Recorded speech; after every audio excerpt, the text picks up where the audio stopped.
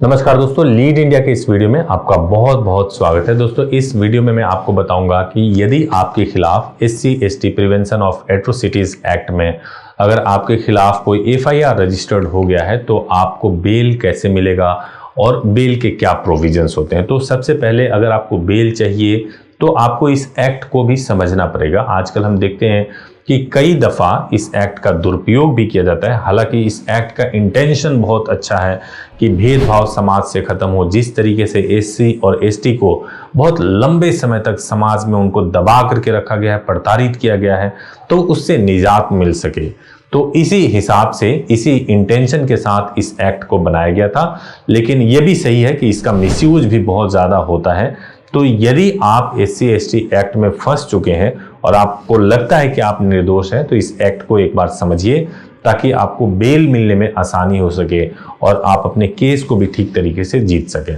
सबसे पहले तो यह जान लें कि इस एक्ट का नाम जो SC/ST prevention of atrocities act है 1989 है। और यह जो ऑफेंस है इसके अंदर अगर कोई भी ऑफेंस रजिस्टर्ड किया जाता है तो कॉग्निजेबल ऑफेंस यानी सीरियस किस्म का ऑफेंस माना जाता है और इसमें इसको नॉन बेलेबल यानी बेल नहीं हो सकता उस सेक्शन के अंदर इसको रखा जाता है। तो ये समझिए कि ये बहुत ही सीरियस किस्म का होता है और बहुत सोच समझ के आपको SC/ST के नाम पे या उनको दबाने की नीयत से अगर आप कुछ कर रहे हैं तो समझिए कि आपको बहुत खामियाजा भुगतना पड़ सकता है। लेकिन अगर आप निर्दोष हैं और आपको फंसाया गया तो आपको डरने की भी जरूरत नहीं है। आपको मैं ये बता दूं, in order to get bail you have to file a bail application before the court of session to get bail. स्वाभाविक है, नेचुरली जैसे हम बाकी ऑफेंसेस में करते हैं इस ऑफेंस में भी हमें यही करना होगा कि जैसे ही आपके खिलाफ FIR रजिस्टर्ड हो गया है आपको बेल एप्लीकेशन आप फाइल कर सकते हैं। अगर आप गिरफ्तारी से पहले कर रहे हैं तो एंटीसिपेटरी के लिए जा सकते हैं।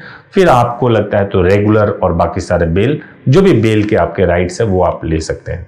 एक और इंपॉर्टेंट बात आप जानिए कि the accused has the right to approach the high court if the bail application is rejected by the session court. ये भी अपील का राइट इसमें भी वैसे ही मौजूद है जिस तरीके से दूसरे क्रिमिनल ऑफेंसेस में हमें मिला हुआ होता है।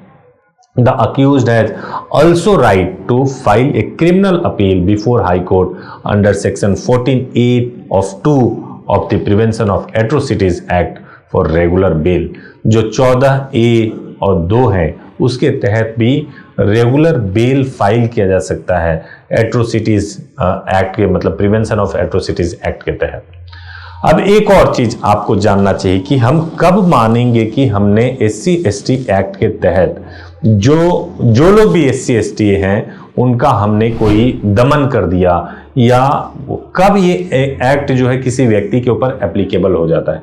पहला कंडीशन ये होता है कि फोर्सफुल ईटिंग और ड्रिंकिंग इनएडिएबल सब्सटेंसेस, किसी को मजबूर कर दो कि ऐसी चीजें वो खाए या पिए जो एक सामान्य मनुष्य नहीं खा सकता, नहीं पी सकता, या एक सामान्य मनुष्य उसके लिए खाना मुश्किल हो गया और आप फोर्सफुली अगर उसको खिला रहे हो तो ये समझ लो कि आप जो है इस एक्ट का उल्लंघन कर रहे हो।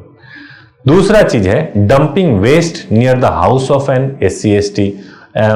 कोई भी अगर SC/ST है और आप उनके घर के आगे अगर कोई चीज डंप कर रहे हो और वहां पे आप उस घर को समझ रहे हो कि यार उस घर के आगे आप कुछ भी डंप कर सकते हो और उनको इंसल्ट कर रहे हो, एनवाइंग कर रहे हो, तो भी आप इस एक्ट के अंदर आ जाते हो। तीसरा जो है कि अगर आप किसी SC/ST को किसी भी तरीके से ऑफेंस करो, लाइक उनके कई बार हमने पहले देखा है कि बॉडी को पेंट कर दिया, फेस पेंट कर दिया, मजाक बना रहे हैं, इस तरह की चीजें अगर आप करते हो तो वो भी माना जाता है कि आप जो है उल्लंघन कर रहे हैं। चौथा है depriving of cultivation of the land, यानी कि जो उनका लैंड है अगर आप उनको कल्टीवेशन करने से रोकते हैं तो भी माना जाता है।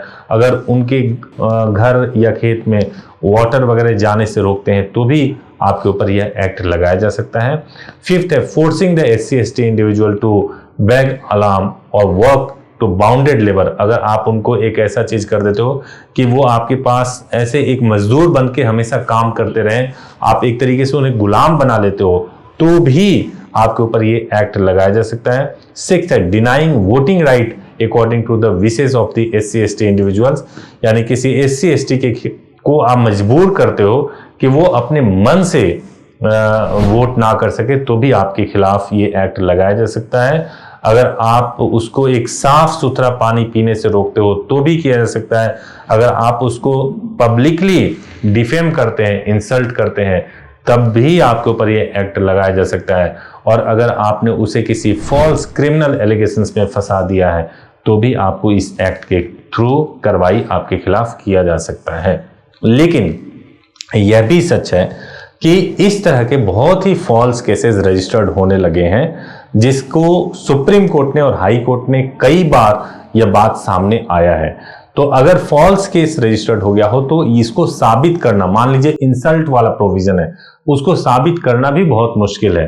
तो अगर ऐसा कोई फॉल्स केस आपके खिलाफ रजिस्टर्ड हो गया है तो आप सीधे सीधे 482 CRPC के तहत हाई कोर्ट जाके क्वेश्चनिंग कर सकते हैं। वहां पे रिजेक्ट होता है तो सुप्रीम कोर्ट जा सकते हैं क्वेश्चनिंग के लिए, और आप सीधे सीधे FIR को रद्द करवाने के लिए एप्लीकेशन डाल सकते हैं, या फिर रेगुलर बेल के लिए भी जा सकते हैं, और इसमें आपको पूरी मदद मिलेगी।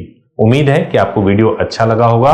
अगर वीडियो अच्छा लगा हो तो जरूर चैनल को लाइक कीजिए, बेल आइकन प्रेस कीजिए। Thank you so much for watching this video. Thank you.